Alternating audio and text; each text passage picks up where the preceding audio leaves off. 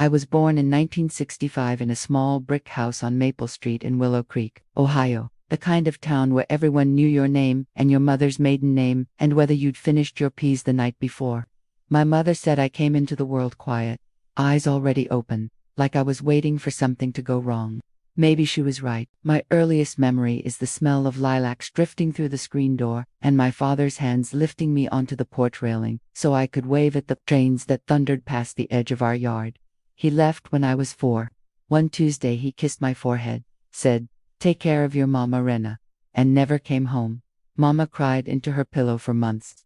I learned early that love can walk out the door without a proper goodbye. Alina was born 2 years after me, red-faced and screaming, like she was already angry at the world for making her second. From the cradle, she watched me with those sharp green eyes, as if I had stolen something she was owed. Mama said sisters share everything. Alina heard compete for everything. I tried to love her the way Mama loved me, but Alina's love always felt like a fist hidden behind her back. Nora Thompson lived 3 houses down. She had freckles and a gap between her front teeth and a laugh that made you believe the world wasn't broken yet. We spent summers barefoot, catching fireflies in mason jars and promising we'd never grow up and become sad like our mothers. Nora kept that promise better than I did. School was where Mr. Carter found me. He taught 8th grade English and wore cardigans with elbow patches and smelled faintly of chalk dust and peppermint. He told me my words mattered. When I read my essay about my father aloud, my voice shaking, he didn't look away like the other kids. He looked straight at me and said, "That took courage, Miss Williams." I carried those words like a locket against my heart for decades. By 17 I was tall and quiet, the girl who sat in the back row taking notes in perfect cursive. Boys looked, but I kept my eyes on college brochures. Daniel Williams was different.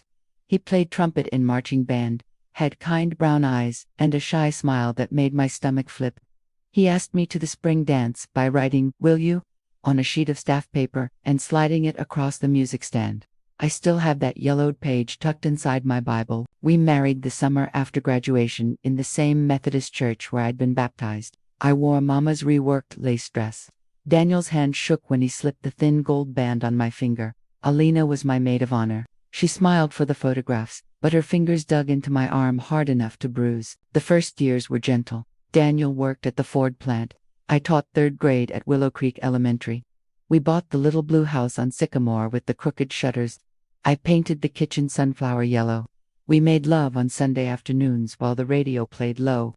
In 1990, our daughter Grace arrived, red and squalling, with Daniel's eyes and my stubborn chin. 2 years later came Lily, quiet and watchful like her Aunt Elena had never been. I thought that was the shape of my life, ordinary, safe, earned. I was wrong.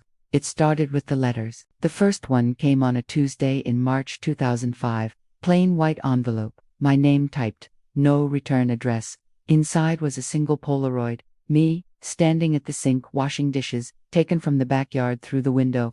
On the back, in neat block letters, "You look beautiful when you're not pretending." I dropped it like it burned. My hands shook so hard I couldn't dial Daniel at work. Instead, I called Mrs. Margaret Collins next door. She was 83, widowed, sharp as winter air. She came right over, read the note, looked at the photo, and said, "Lock every door, Serena, and don't tell a soul until we know what this is." For weeks I waited for another. Nothing came. I almost convinced myself it was a prank. Almost. Then the phone calls began. Always late, after midnight. Heavy breathing. Then a man's voice, low and intimate, saying my name like he'd earned the right. Serena. Nothing more. I'd slam the receiver down, heart racing, and Daniel would stumble in, bleary-eyed, asking who it was. Wrong number. I'd lie, because how do you tell your husband a stranger is inside your nights? Mrs. Collins made me go to the police. Detective Marcus Reed was young, polite, tired. He took the photograph, the phone logs, promised to look into it. 2 weeks later he came back and said there were no fingerprints. The film was common, the postmark smudged. Probably just a creep, he said. Change your number, get cameras. Daniel installed motion lights. We changed the locks. Life settled again, uneasy, like a tooth that aches but won't fall out. In 2007, Elena's husband left her for a 26-year-old dental hygienist. She moved back to Willow Creek with her 2 boys and a bitterness you could taste in the air. She started dropping by unannounced, drinking my wine. eyeing my house like she was measuring what I'd been given that she hadn't. One night, 3 glasses in, she said, "You always were the lucky one, weren't you, Rena?" I laughed it off. She didn't. That same year I got promoted to curriculum coordinator. Anna Davis, who'd wanted the job, smiled tightly and congratulated me in the lounge while shredding a napkin into confetti. Petty things started, my car keyed in the staff lot, vicious anonymous notes in my faculty mailbox calling me arrogant, entitled, "A Fake." I knew it was her, but there was never proof. I told myself these were separate storms. A peeping Tom, a jealous sister, a bitter colleague, life's normal shrapnel.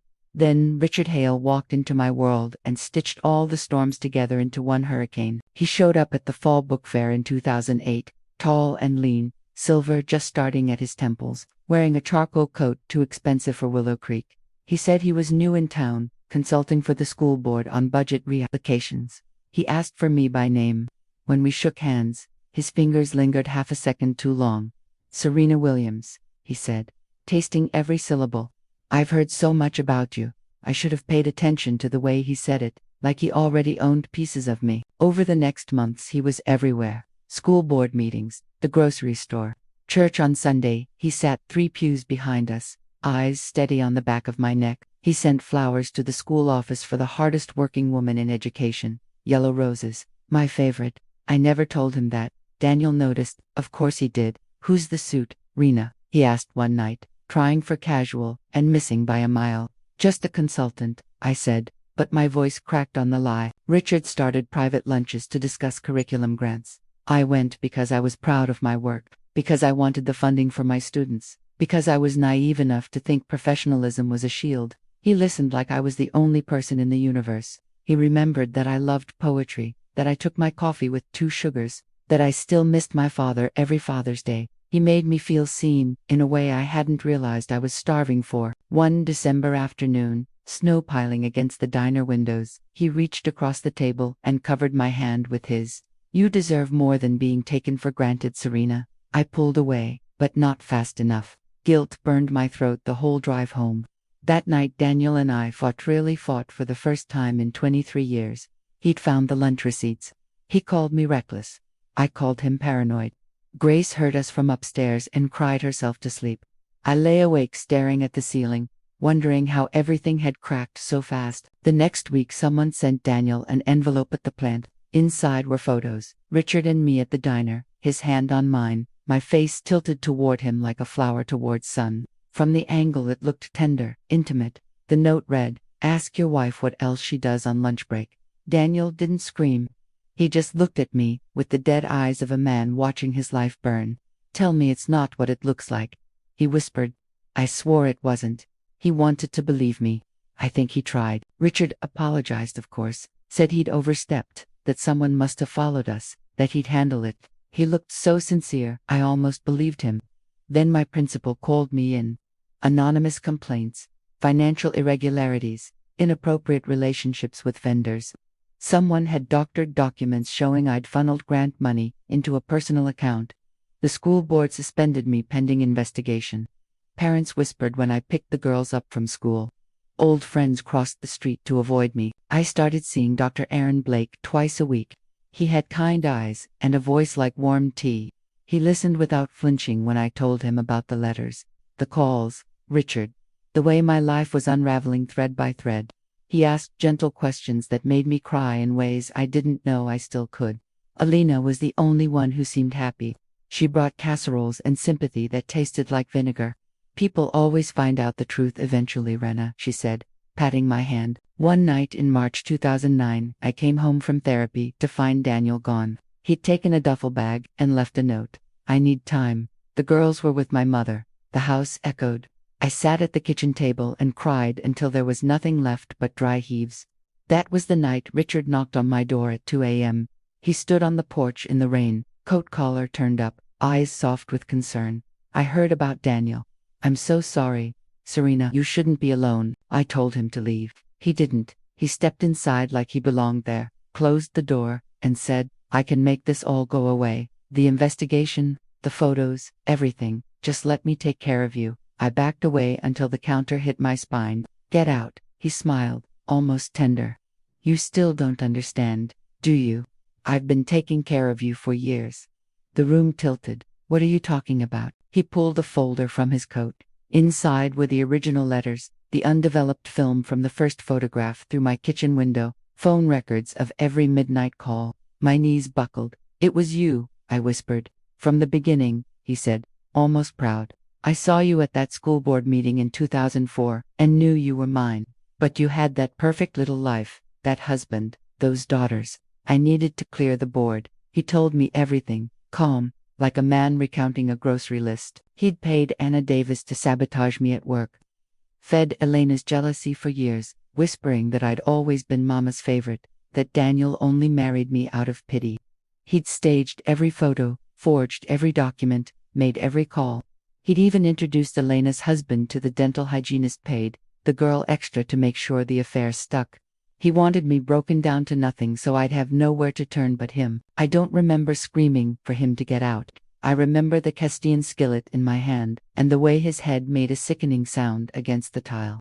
I remember blood pooling like spilled wine. I remember dialing 911 with fingers that weren't mine anymore. Detective Reed came. Then, the crime scene people. Then, the questions. Richard survived. Barely. While he was in the ICU, they searched his home. They found a room papered with photographs of Mithausen's going back to 2003, journals detailing every day of my life, trophies, a scarf I'd lost, a coffee cup I'd thrown away, a lock of Grace's hair he'd taken from my trash after her first haircut. He'd been inside our house when we were on vacation, sat in my chair, slept in our bed, watched us sleep. The final police report read like a horror novel. Richard Hale wasn't a budget consultant. He was ex-military intelligence, dishonorably discharged for stalking a commanding officer's wife. He'd done this before, 3 times. 2 women had killed themselves. 1 had vanished. I was the first who fought back. The charges against me at work disappeared. Daniel came home, shaken, weeping, begging forgiveness for ever doubting me. We started over, slow and painful, like 2 people learning to walk again after an accident. Elena confessed everything, how Richard had groomed her resentment, paid her secretly, convinced her that destroying me would finally make her the favorite daughter. Mama stopped speaking to her. Some fractures never heal. I see Dr. Blake once a month now. Some nights I still wake up reaching for the skillet that isn't there. Grace is married with a baby girl of her own. Lily is studying psychology. She says she wants to understand monsters so other people don't have to. Richard is serving 25 years. Sometimes he sends letters from prison. I return them unopened. People ask how I survived. The truth is simpler and more brutal than they want. I survived because I finally got angry enough to swing. Here's what 60 years have taught me, what I need you to hear. Evil doesn't always wear a monster's face. Sometimes it wears concern, charm, the perfect smile at exactly the moment you're loneliest. It learns your secrets and hands them back to you as weapons. But goodness is stubborn. It lives in the neighbor who brings coffee when you can't stop shaking. In the husband who chooses to stay and rebuild even when trust is ashes. In the daughter who grows up and decides the cycle of pain stops with her. And courage, real courage, isn't never being afraid. It's swinging the skillet even when your hands shake so hard you might miss. I lost years to terror. I lost sleep, faith, the easy belief that the world is kind. But I did not lose myself.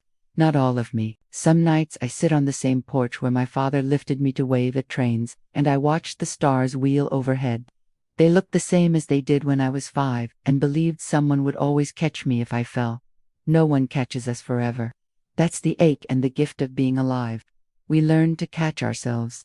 And if we're very lucky, we learn to reach out a hand to the next person trembling in the dark and say, I've been there. Swing hard. I've got you. That is the only happy ending I know how to give. My name is Serena Williams. This is the whole story. I'm still here.